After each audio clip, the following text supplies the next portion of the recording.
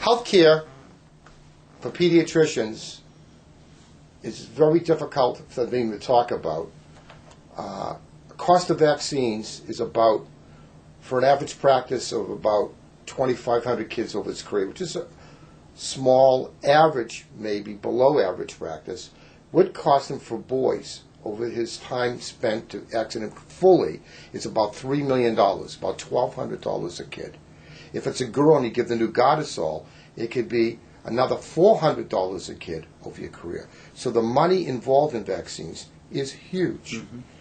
There is a program in New York State, thank God. If the person has a Medicaid or a child health program, we get the vaccines for free now, okay, which is a great idea. Some states are giving all the vaccines to the pediatricians, and they either collect it from the insurance company by batch payment, mm-hmm. okay, or they just give the doctors for free. Massachusetts, which has probably the highest immunization rate, most of the vaccines are given to the pediatricians. I think the pediatrician should get a little bit of an administration fee, but he doesn't have to lay out huge numbers. Mm-hmm. I have actually met with the people at the Department of Health on several occasions and said, why don't you just give me all the vaccines? I report it to Blue Cross or some fine insurance company. Let them, on a batch payment, give it back. So I don't have to touch these huge dollars putting on credit cards, praying I get paid back. In the newspaper, which is in front of you, we're not going to mention the doctor's name, he was knowingly vaccinating for about 9 to 10 years outdated vaccines. He did not have a lot of vaccines and was on the shelf got outdated.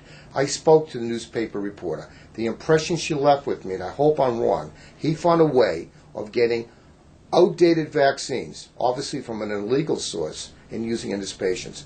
Why would he do it? Jeopardize license, unless the money involved had to be enormous. Estimation, he made $500,000. High end, could even be as much as $1 million. Take the dollar value of these vaccines away from a pediatrician. Let me just give the vaccines when it's properly indicated, and maybe some of these situations we're worried about someone making money on a fraudulent, allegedly, who knows if he even gave the vaccine? He may give sugar and water.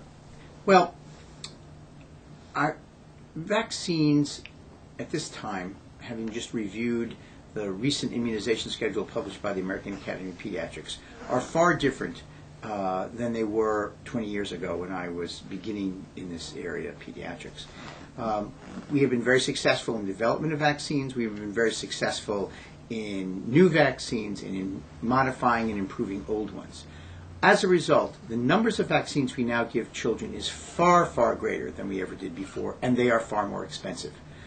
It is unrealistic and not appropriate to expect the pediatrician to front end the cost of those vaccines with the hope of getting reimbursed at some percentage by an insurance company.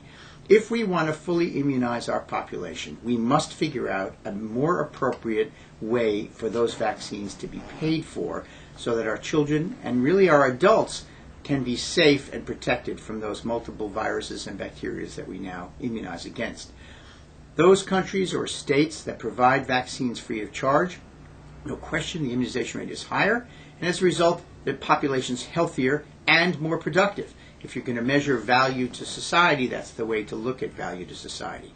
The current process by which individual physicians must lay out the money up front to buy the vaccines is absurd and one that will only lead to noncompliance or ways of getting around the system, which will only hurt children and lower the immunization rate, none of which we want to see happen. So in other words, the pressure of, I should say, the cost that's put on the pediatrician could be greatly reduced if the people who are in the Department of Health or the CDC got together and came up with a system that we deliver the vaccines, but don't pay for the cost of the vaccines. And make sure we follow the guidelines correctly, get audited, we're doing it correctly, maybe get a little small administration because it's labor-intensive recording that would be fair for everybody involved. Is that correct?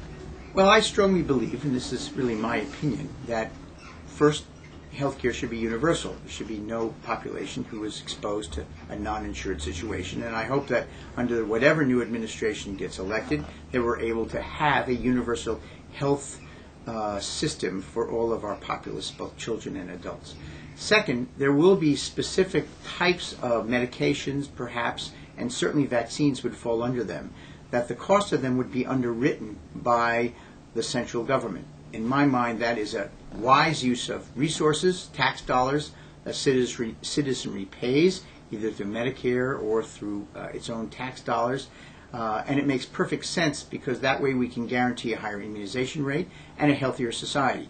We know that, for instance, the slippage in vaccinations against pertussis has led to greater pertussis in teenage and adult population. It has decreased quality of life for those adults and even caused some death and certainly illness much greater than it needed to be.